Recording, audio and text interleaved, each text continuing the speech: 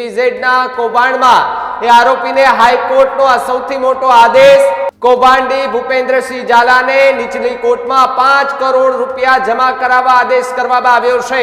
બીઝેડના કૌભાંડ કેસની વધુ સુનાવણી એ 21મી ઓગસ્ટે થશે તેવી પણ વાત અત્યારે જોવા મળી રહી છે।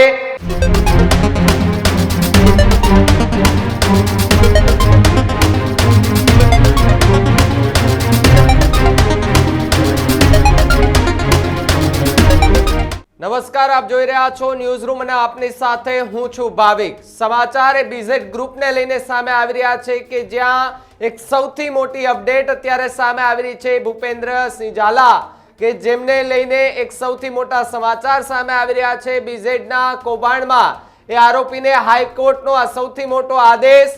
કૌભાંડી ભૂપેન્દ્રસિંહ ઝાલાને નીચલી કોર્ટમાં 5 કરોડ રૂપિયા જમા કરાવવા આદેશ કરવામાં આવ્યો છે।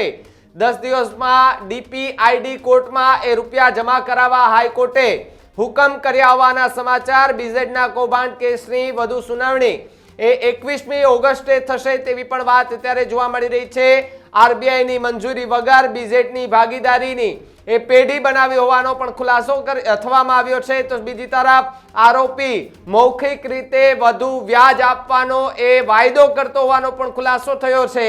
રોકાણકારોના 172 કરોડ ચૂકવવાના હજુ પણ બાકી હોવાની વિગતો મળી રહી છે। આરોપીને 54 કરોડની મિલકત જપ્ત કરવા એ કાર્યવાહી કરવાની કહી શકાય કે વાત અત્યારે સામે આવી રહી છે। 11,000 થી વધુ રોકાણકારો પાસેથી 422 કરોડનું એ રોકાણ કરાવ્યું હોવાની વાત સામે આવી રહી છે। અને આખી આ ઘટનાને લઈને હવે બીઝેડના કૌભાંડમાં આરોપીને હાઈકોર્ટનો આ સૌથી મોટો આદેશ જોવા મળ્યો છે।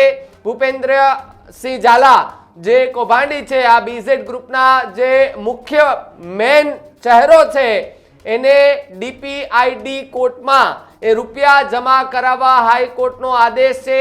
સાથે સાથે બીઝેડના કૌભાંડના એ કેસ એની આગલી જે સુનાવણી છે એ 21 ઓગસ્ટે હાથ ધરવામાં આવશે। તો બીજી તરફ આરબીઆઈની પણ વાત કરવામાં આવી છે, જેમાં ભાગીદારી પેઢી બનાવી છે। આરોપીએ મૌખિક રીતે વધુ વ્યાજ આપવાનો એ વાયદો કરતો હોવાના એ સમાચાર અત્યારે મળ્યા છે। અને બીજી તરફ આ કેસ એ ઘણા લાંબા સમયથી ચાલી રહ્યો છે। સાથે સાથે કેટલાક રોકાણકારો એવા પણ છે કે જેના રૂપિયા હજુ પણ ચૂકવવાના બાકી હોય। સાથે સાથે 54 કરોડની જે મિલકત છે એમની એ જપ્ત કરવા માટે એમની કાર્યવાહી એમના પર કરવા માટેના આદેશ અત્યારે અપાયા છે।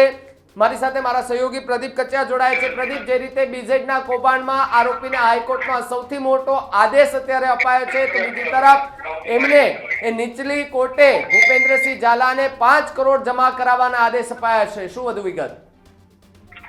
બિલકુલ ભાવિક, રાજ્યમાં પોન્જી સ્કીમ થકી મોટું હજારો કરોડ રૂપિયાનું કૌભાંડ આચરવાના આરોપ હેઠળ બીઝેડ ગ્રુપના માલિક ભૂપેન્દ્રસિંહ ઝાલાને લઈ આ સમાચાર આવી રહ્યા છે કે મહાઠગ ભૂપેન્દ્રસિંહ ઝાલાની નિયમિત જામીન અરજી પર જે સુનાવણી હાથ ધરાઈ હતી એ દરમિયાનની આ આખી ઘટના સામે આવી છે। જો કે 10 દિવસમાં 5 કરોડ રૂપિયા જમા કરાવવાની બાંહેધરી પણ આપી હોવાની વાત સામે આવી રહી છે। બચાવ પક્ષના વકીલને ડીપીઆઈડી કોર્ટમાં 10 દિવસની અંદર 5 કરોડ રૂપિયા જમા કરાવવાની બાંહેધરી આપી છે। જો કે સરકારે આરોપી ભૂપેન્દ્રસિંહ ઝાલાની નિયમિત જામીન અરજીનો વિરોધ કર્યો હતો। સરકારી વકીલે કોર્ટ સમક્ષ અગાઉ પણ કહ્યું હતું કે ડીપીઆઈડી કોર્ટમાં પણ આરોપી આ પ્રકારની વાત કરી ચૂક્યા છે। બંને પક્ષની દલીલો સાંભળ્યા બાદ કોર્ટે આગામી સુનાવણી ઓગસ્ટ 21 એ આગામી સુનાવણી હાથ ધરે તે પ્રકારની શક્યતાઓ વ્યક્ત કરવામાં આવી રહી છે। જો કે આરબીઆઈની મંજૂરી વગર બીઝેડની ભાગીદારી પેઢી બનાવી હતી આ પણ વાત એ કોર્ટ સમક્ષ રજૂઆત કરવામાં આવી હતી ને રોકાણકારોના 172 કરોડ ચૂકવવાના હજી બાકી હોવાની વાત એ કરવામાં આવી છે। આરોપીની 54 કરોડની મિલકત જપ્ત કરવા માટેની કાર્યવાહી શરૂ કરવામાં આવી છે અને 11,000 થી પણ વધુ રોકાણકારો ઉત્તર ગુજરાતની અંદર સાથે જ સૌરાષ્ટ્રની અંદર પણ કેટલીક જગ્યાએ બીઝેડની ઓફિસો ખોલવામાં આવી હતી અને 422 કરોડનું રોકાણ એ કરાવ્યા હોવાની વાત સામે આવી છે। જો કે આખી આ ઘટનામાં કોર્ટ દ્વારા હુકમ કરાયો હોય એ પ્રકારના સમાચારો સામે આવી રહ્યા છે, પરંતુ હજુ આ મામલે કોઈ પણ વાત એ ચર્ચામાં એ શરૂઆતથી અત્યાર સુધીની અંદર માત્ર મૌખિક હોવાની વાત એ કરવામાં આવી છે।